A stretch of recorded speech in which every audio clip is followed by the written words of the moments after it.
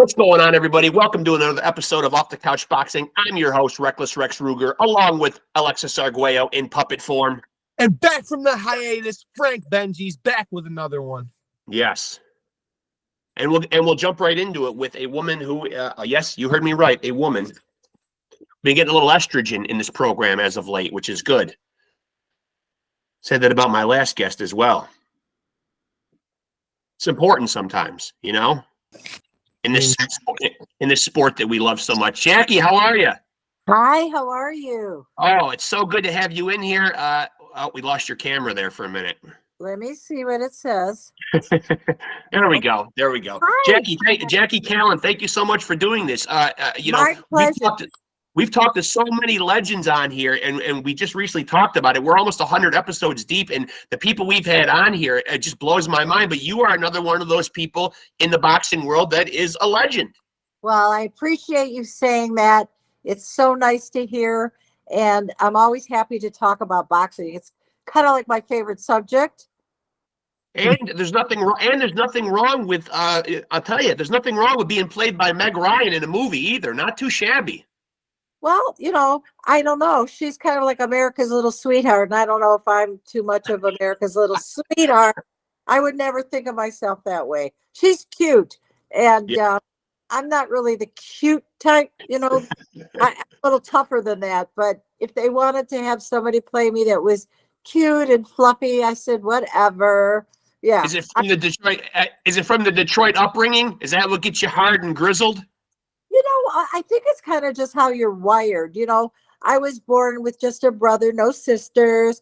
And then growing up, I married a guy that was one of 3 brothers. And then I had 2 sons. And my dad was one of 4 brothers. I've had guys around me my whole life. So I was kind of like a tomboy maybe, but a tomboy who dressed up and wore makeup and did her nails and, you know, wore jewelry. I was a girly girl tomboy, if there is such a thing. And now, what was your foray into boxing for people that don't know? I mean, like you started as a journalist and you somehow kind of found your way in boxing through a piece you did on Tommy Hearns. Actually, it was a little before that. It was a strange evolution into boxing, but we were short a boxing writer at the daily paper I was at. And they asked me to go down and interview one of the new Detroit Tigers, a baseball player that was new to the team. He didn't want to do interviews. He was real shy. So I guess I thought maybe sending a woman would, you know, break the ice. He'd be a little more open to me than to one of the guys. And that was in the mid-'70s. So it's like a long time ago, guys. I mean, we're talking almost a half a century ago. Yeah. I like how that sounds, really a long time ago. Yeah. We won't tell your secret. I'm 51 years old myself, so.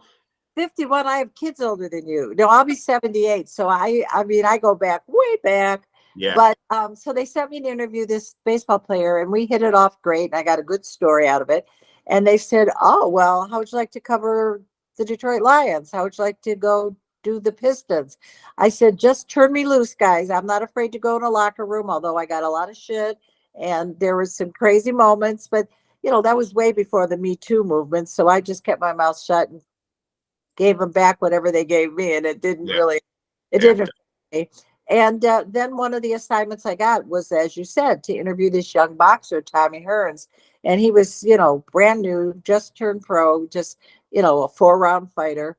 And I'd never been to a live boxing match. I'd seen it on TV, but never sat there ringside with, you know, blood and sweat flowing. And, oh, I loved it. You know, it was like crazy because I think a lot of the other women that I knew said, ew, you know, how could you stand that? I said, oh my God, it's like a ballet. It's just so, it's a violent ballet, but it's so poetic. And to see these guys get in there and they're like violent, they want to rip your face off, then they hug it. I mean, they hug each other at the end. I thought that was pretty wild. Yeah. Wow, that's kind of cool how they've got that switch that one minute they want to hurt you, the next minute they're hugging. I like that. So I just got more and more involved in the sport, and I ended up interviewing Emmanuel and some of the other boxers. I was going to say fighters and boxers, so foxers, and some of them were pretty cute.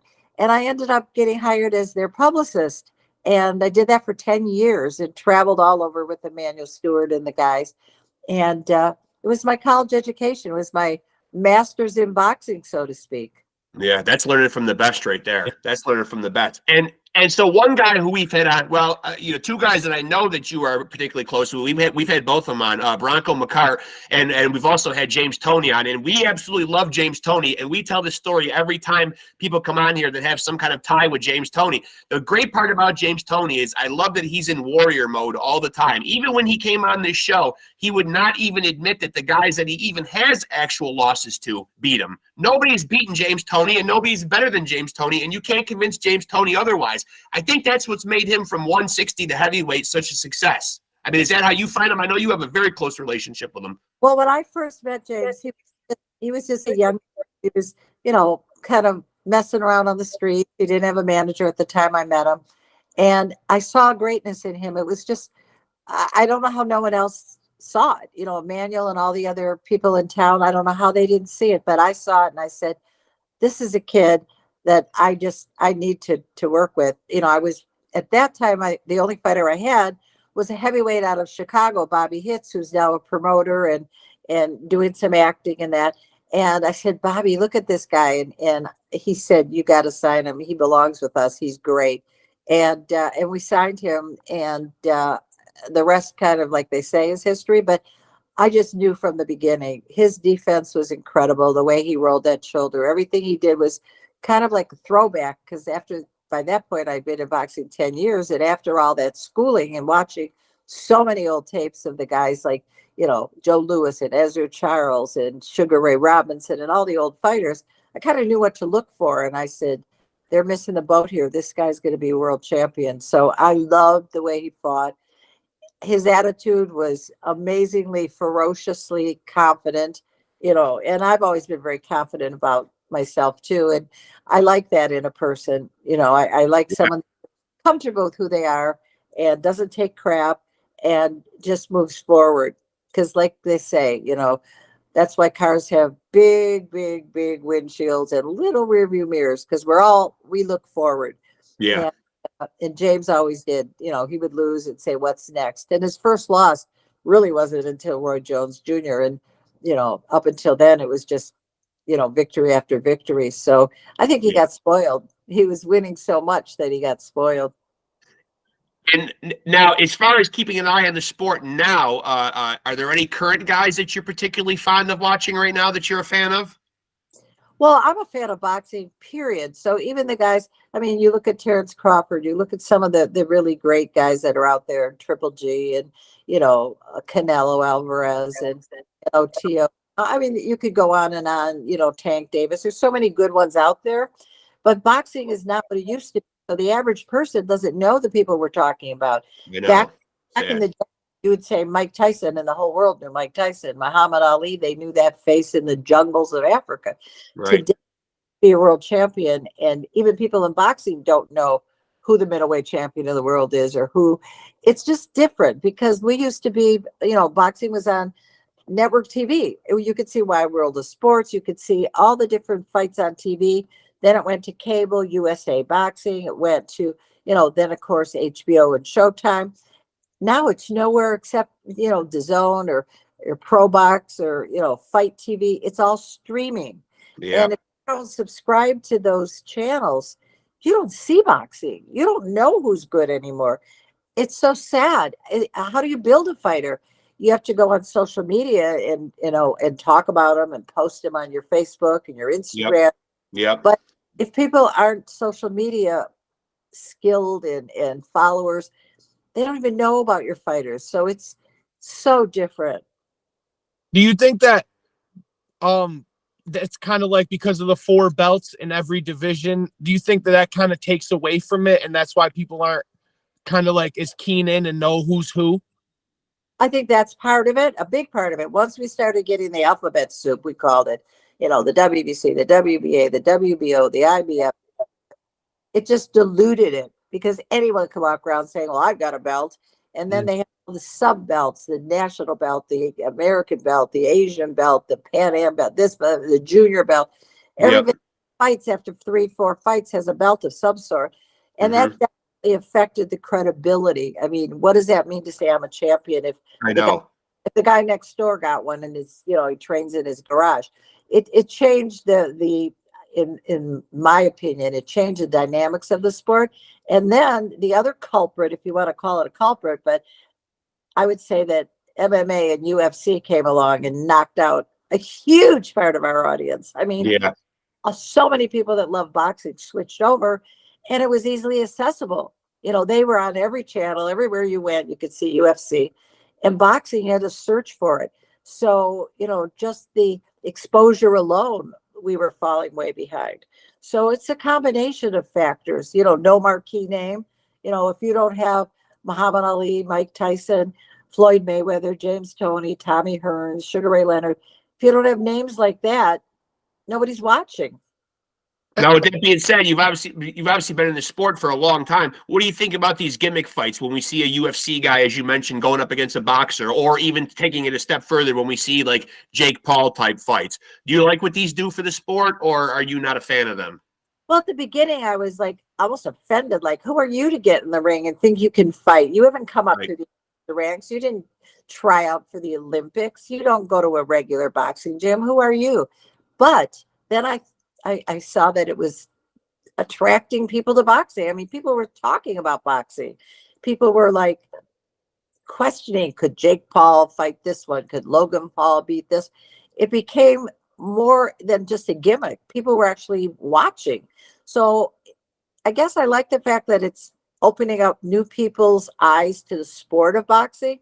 But is it the sport of boxing, or is it entertainment?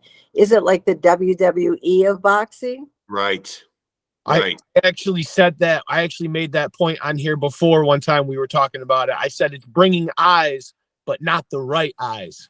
Yeah, not purest boxing fan eyes. And so let me ask where you think the state of the women who compete. I just had last week I had an author on here by the name of Melissa Smith, who's written a couple books. She's a female boxing historian. She's coming out with another one here in June. Do you think the role of women, obviously you touched on it a little bit, sexism and the stuff back in the 70s, do you think it's advanced at all? I mean, obviously we're seeing a woman like Amanda Serrano on the Jake Paul cards. She's making nice paydays, getting paid very well. Has women's boxing advanced, or could things be better? Well, I'm so glad you brought that up, because that's a subject so near and dear to my heart. You know, I live real close to Clarissa Shields, who's doing amazing things. Mm-hmm. And I was commissioner for female boxing back in the late 90s. I've been an advocate for it forever. And right now I'm actually in development with some really key people on a reality show about why women fight. Who tells a woman you can get in the ring and punch another woman's face in? And what motivates them? And why do women want to get in the boxing ring?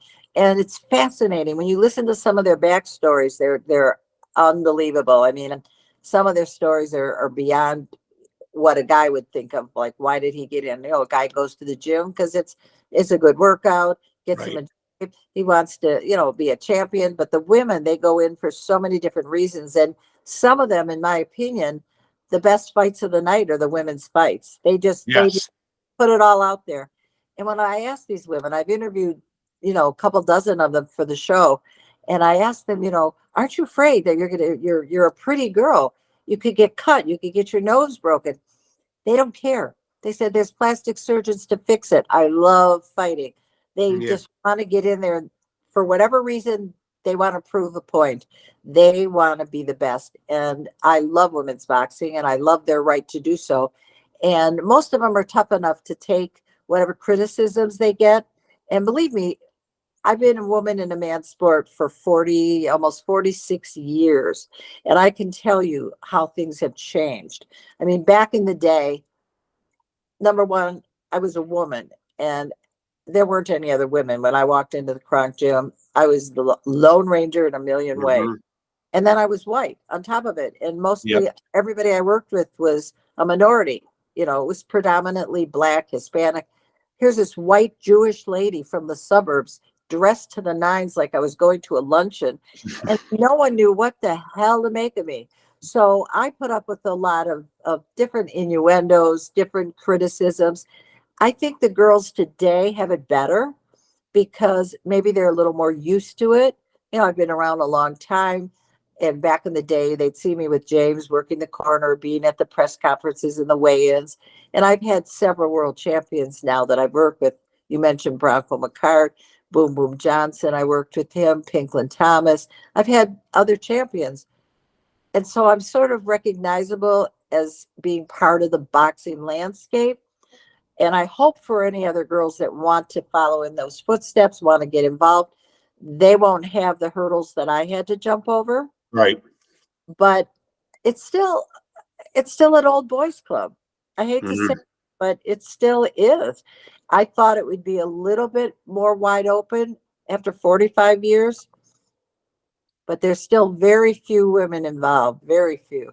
Boxing could be doing better. We could be doing better. Yeah, definitely. Outside, As far as by outside, the women. yeah, outside the ring for sure. There's not a lot of women managers, women promoters, women trainers. I mean, I could name a few, but they're very few and far between. Now, what about current fighters? Are you still involved with managing fighters? And who are some of the people that you're managing now? Any good young up and coming fighters that you can just shout out? Absolutely, 100%. My number one right now, my number one prospect is Myquan Williams. And he was just supposed to be on before you on our show, and he had to cancel at the last minute. But oh yeah, no. yeah. Well, he's gonna reschedule for next weekend, though. I spoke to him a little while ago.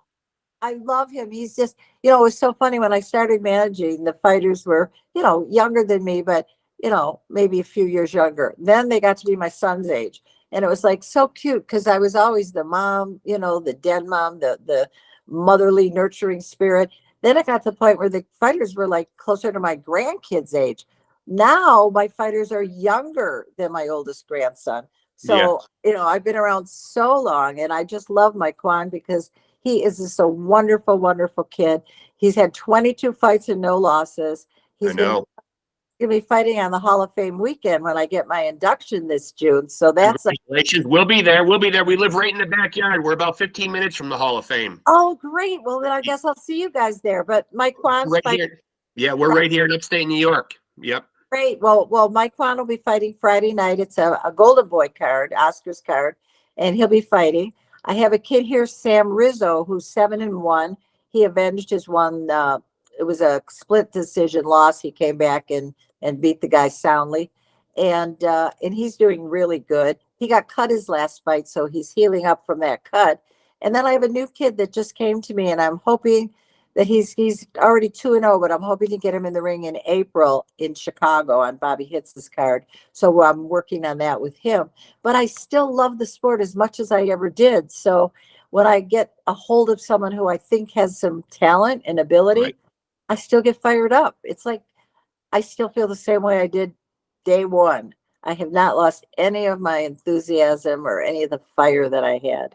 It's great. As a matter of fact, we will not only be there Hall of Fame weekend, we will be in press row. We were just at the Turning Stone Casino for fights a couple weeks ago, and they were kind enough to, because we have the show. I was going to say earlier when you brought up about how you went to a fight and you just loved it. I went to my first one at the Turning Stone Casino just recently, and it was like changed my whole mind about boxing, about everything. Like, it does. It captures you. If you are that type of person, I've got people that just sit there and they just go, oh, I can't watch it, or it's boring, or they don't want the blood. But if it's in you and you see one and it catches you, man, you love it, right? Yeah.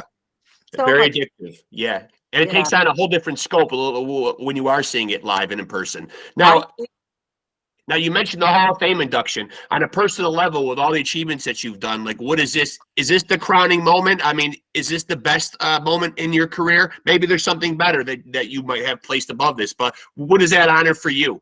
Well, it's hard to say the best, but, obviously the night that James beat Michael Nunn in Davenport, Iowa, against 20-1 odds, that was a pretty cool night. I mean, I can't imagine topping that, the feeling, that surrealness of going in as an underdog, a woman manager at a time when everybody ridiculed me, questioned my even taking the fight. I was regarded very lightly, and that was, life-changing. This is more of like, it's like validation. It's the pinnacle. It's like, yes, I've been in this business 46 years. I've had 6, 7 world champions. No other woman has done close to what I've done. Um, I don't know that anyone ever will, because no one's come along in 45 years that's even tried to emulate that. So maybe I'm just like the anomaly that came along and threw herself into this world, and maybe nobody else seems inclined to do so. But that makes it even more sweet, because I've secured a legacy for myself, and the Hall of Fame puts me there, forever. And Cements it. my Yeah. children, grandchildren can look back and say, wow, our grandma was a pioneer. She might have been a little crazy, but look at her. She did Yeah. what no other woman has done. She forged a path that no other woman has gone down. I love that, because that shows them and everybody else that you can do whatever you want to do. It's your own desire and your own limitations. Now, before I let you out of here, I gotta ask, because I did read somewhere that before you got into boxing, you were kind of like a entertainment or a show business journalist. So you got a chance to interview some pretty big people. I mean, I think I read on there the Rolling Stones, Frank Sinatra, Elvis. I could tell you a couple of fast stories, but I started it. I won a date with Ricky Nelson, this TV guy, when I was young. He was a singer on a TV show. And of course, I was too young to be appealing to him. So the word date was really comical. But nevertheless, I just asked him a million questions. And he said, "You should be a reporter." I said, "Okay." And after that, I wrote for my school paper, and I interviewed anyone that came in town. And right when I was graduating high school, the Rolling Stones made their first American appearance. And I interviewed them backstage afterwards, found out they had a night off between Detroit and Chicago. So I invited them to my house for dinner. And we had the best time ever. It was their first real experience with American Girls. We went to a party. They drove my mom's car on the other side of the road. It was just a great experience. But along the way, I've had the blessing and the great opportunity of being with Elvis, being with Michael Jackson, being with, like you mentioned before, Frank Sinatra. I've met all the great athletes, from the Michael Jordans and the Shaquilles and all the way down the list of great athletes. I've met presidents like Trump, like who's in Clinton. I mean, I've met so many fabulous people, TV stars, from the biggest ones down. And I have a pictures album of 400 or 500 pictures of anyone you can even imagine in the last 50 years. And it's been incredible to me that I've kind of rubbed shoulders with so many iconic people, comedians, talk show hosts like Jay Leno, Johnny Carson. I mean, it's been incredible to me when I look at the people like Muhammad Ali and Mike Tyson who are in my business. So it's natural that I would have been with them. But some of the other people that I've been able to meet and interview are memories that, I'll cherish forever. What a ride. I know. Now, before we let her out of here, I think we should ask Benji's, because we haven't asked any guests this in a while. And you know where I'm going with this. If we go back to 1987, still a polarizing. Go ahead, Benji's, hit her with it. This might be the hardest question of the interview, Jackie. Sugar Ray Leonard, Marvelous Marvin Hagler. Who really won the fight? That's for us, Jackie, because we ask a lot of people on here, and this particular fight, it's still, because we obviously belong to a lot of the boxing groups on Facebook. We try to keep up with what's going on. Obviously, it helps doing this show. This is still such a polarizing, dividing decision, and not that there haven't been other ones in the sport, but this is one of those ones that's still a hot button issue for a lot of people. Here right now. I will tell you this. I'll tell you this about it. I was sitting there right ringside with Tommy Hearns, and next to us, Frank Sinatra. It was a very illustrious ringside. Mm-hmm. Both of them thought Hagler won. Both of them thought Hagler. That's very poignant. Tommy thought that Hagler won as well. I don't know if he would say that or admit that himself, but I know that night. And Ray's such a close friend of ours. And, I mean, you can tell me because you've done this in prior interviews, but I would imagine it's somewhat split, isn't it? Where very, you hit the nail right in the head. Very, yeah. I guess it depends. I guess it depends on really what you go on like a roll where we'll get a bunch of Haglers, and then we'll get a bunch of Sugars, and then we'll get some Haglers, and then some. Yeah. I think it depends. If you are a fan of the Floyd Mayweather, Sugar Ray Leonard boxing style, which is incredible, then you're going to admire what he did in that fight, because it was beautiful. But if you like the aggressive puncher, the guy that's the toughest guy, and for aggression and everything, you're going to go for Hagler. So it's a lot of it reflects how you see a fight more than the two guys that were in the ring. I always, when I ask someone that, I can tell what kind of boxing they like from that question. That's a Right. great question, by the way. Yeah. And by the way, I scored at 115, 113 for Sugar Ray. I've been public about this on here numerous times. And I scored for Sugar Ray. I also And had, I think obviously that's a very popular opinion. He won the fight. I think most people would say that, a little more than half maybe. Yeah. But the purists that look at it from a different viewpoint, they feel that Marvin should have gotten Yeah. it. So but isn't that a great thing to have a fight that to this day, Yeah. It's still a hot 4 topic. years later, people are Yeah. still talking about it? And of course, it's no disrespect to Marvin, because I'm a huge fan. We've had his son James on here before. I love Hagler, but it's just I tried to watch it over and over again and see if I could arrive at a different score, and I tally it all up at the end, and it's the same score all the time. Even when I try to look at it with different eyes, or try to see, geez, am I missing something here? But it's the same score. I mean, always. Makes you wonder, who are these people that watched that same fight and saw it the other way? What did they see that I didn't see? Yeah. Or the one that scored it very wide for Sugar Ray. Not sure what his name was. Can't remember it now. Knew it at one point in time, but had it very wide for Sugar Ray. I don't know. It was certainly a close fight.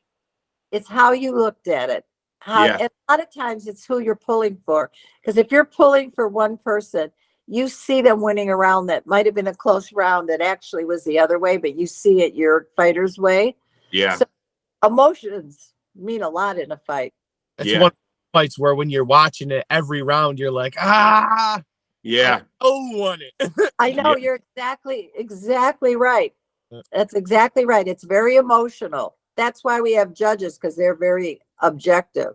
Yeah. Wink, wink, nudge, nudge. Yeah. I mean, they do the best they can, but sometimes they still do fall a little short. And I guess we're all human or whatever, but it does kind of taint the sport a little bit. When we watch a great fight and we get bad decisions, though, that's one thing I hope boxing gets better on too. I agree with that 1,000%, because I've been on both sides of that. I've had a fighter who lost a very close fight, and I really thought he won, but the judges said nope, and that's the way it goes. And I've been on the other side where it goes the other way. So you win some, you lose some, and it's not always the right decision, but that's boxing, and we just keep going on to the next one. Right. I have had one fight reversed in my history with fighters. I had a kid that got robbed in Atlantic City. I knew he won the fight clearly, and the judges gave it to the other guy who was a hometown fighter. I went to the commission and I bitched. And I said, there's no way. Yeah. No, he pitched a shutout. He won every round. Let's sit and watch this together.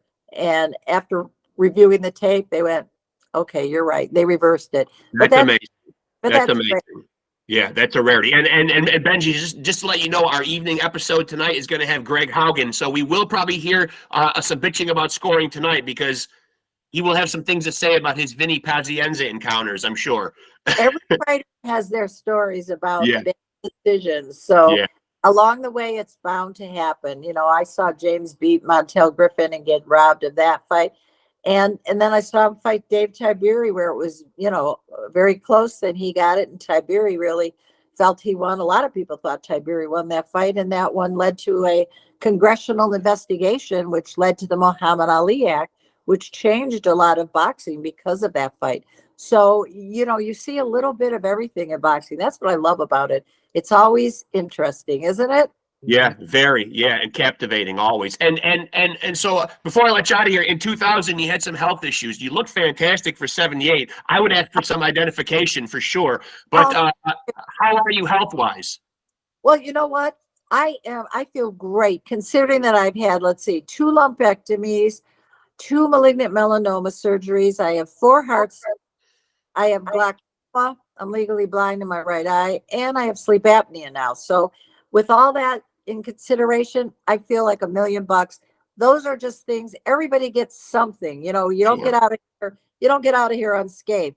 But it's all how you deal with it. And to me, those are little bumps in the road. I just fly right over them and keep on going. So I feel terrific. I have to ask, it's the nurse in me. That's my day job. I work as a nurse. So, Oh, you know, yeah. go ahead, yes. Yeah.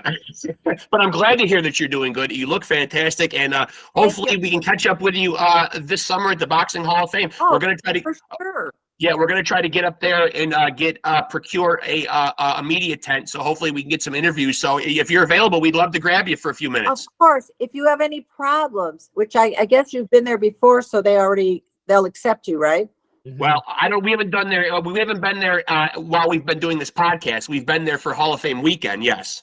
If you have any problem, guys, just let me know and I'll tell them you're my personal people and that, that I need you there to cover some stuff for me. That would be great, Jackie. That's an honor to us, really. And we really, yeah, that's a huge honor. Yeah, we really appreciate that. This has been great. It's been an absolute honor, and congratulations. We look forward to seeing you at the Hall of Fame. Well deserved. Yeah. So I'll see you guys there. All right. Thanks, Jackie. Appreciate it. Take Enjoy care. the rest of the weekend. Thanks for coming You- on. Guys, bye. Bye. A rare treat to have a woman that's a legend in boxing who is now going to co-sign us as her personal attaché.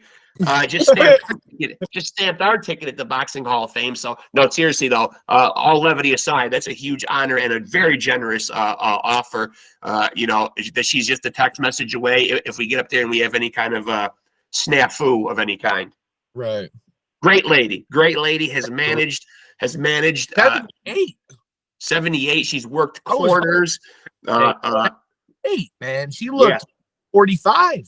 Yeah, longtime manager of James Toney, Bronco McCarty. You heard her mention Pinklin Thomas, Boom Boom Johnson. Other people. It's just a staple. You've heard the elbows that she's rubbed up against in her illustrious career. Just a force. And as she said, boxing still is kind of a giant fraternity. So it is still a boys' club. So for those rare women that can shoehorn their way into that world, and not even as a fighter, to shoehorn her way in as a non-fighter and do what she's done, it's pretty incredible. It's great to see her going into the Hall of Fame, and it's very well deserved after, as she said, a 46-year career in this sport that we love, folks. Yep. She's getting her flowers while she can smell them. Yeah, give the lady her flowers, for God's sake. What else does she have to do, man? And learn from the best. Hanging around with those cronk hoodlums back in the days. Emmanuel Stewart, who, by the way, very strange that he didn't see the greatness in James Toney. I caught that in there. She kind of alluded to the fact that Emmanuel Stewart, he wasn't drinking the Kool-Aid at the time. No. Crazy. Because James is, I'll go to my grave as saying it. I mean, he's one of the best. Shannon Briggs said it best in an interview that I saw him once. Actually, him and James Toney were having a little back and forth on a Facebook Live or Instagram Live or whatever. But then Shannon did dial it back a little bit after they were beefing, and Shannon did say, real talk, man, though, from 160 to heavyweight, man, he's one of the best. And he even said top 25 fighter of all time. You can't give the guy the GOAT, although James would give himself the GOAT, and that's what we love about him. But, I mean, easily a top 20, 25 fighter of all time. Mm-hmm. Easily. So, that being said, a huge honor to have Jackie Kallen on here, man. Just absolutely amazing lady, man. Like and follow us on Facebook. You shouldn't even need to be told this. You should be running right now. I'm doing running on my table. I'm not going to make it see it. You should be running right now to the like, subscribe, notification bell, because what have we learned here today? That you're not going to putting out great content. That you're not going to find better boxing conversations anywhere on this planet. I can tell you, Benji's can tell you, El Flaco Explosivo can tell you, but only you can open your ears and actually listen. Yep. So shout out Gary Busey, because I can go 15 seconds with anything. Yes. And thank you to the great Jackie Kallen. Honor and privilege getting the chance to talk to her. Remember, if you want to be a champion just like me and Benji's, then you need to roll with the champs.